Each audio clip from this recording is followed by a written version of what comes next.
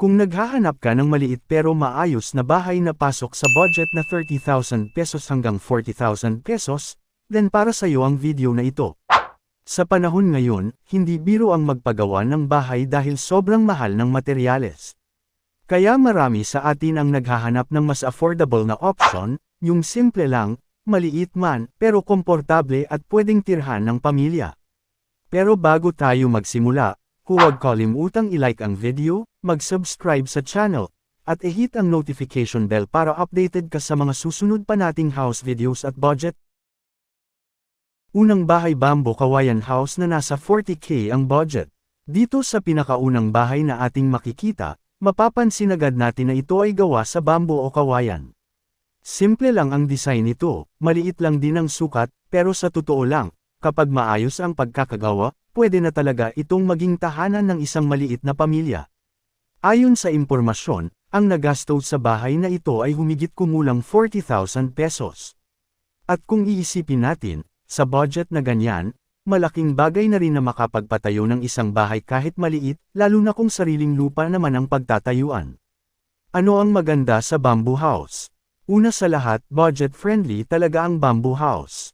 Kung ikukumpara sa hollow blocks, semento, bakal, at iba pang modern materials, mas mura ang kawayan lalo na kung accessible ito sa inyong lugar. Pangalawa, may natural at preskong itsura ang bahay na gawa sa kawayan.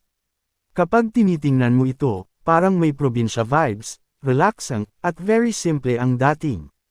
Kung gusto mo ng bahay na hindi masyadong magastos pero may maaliwalas na pakiramdam, magandang option ang ganitong style. Pangatlo, ang bamboo house ay pwedeng gawin ng paunti-unti. Halimbawa, kung hindi pa sapat ang budget mo para sa mas malaking bahay, pwede ka munang magsimula sa simpleng structure na tulad nito. Habang tumatagal at nakakaipon ka, saka mo na lang ito i-improve, palakihin, o dagdagan ng ibang bahagi.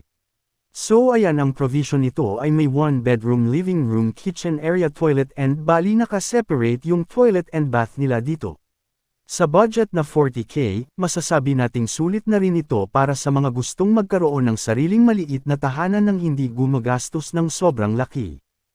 Pangalawang bahay Hardy E-Flex Studio Type House 30k ang budget. Ngayon naman, punta tayo sa pangalawang bahay.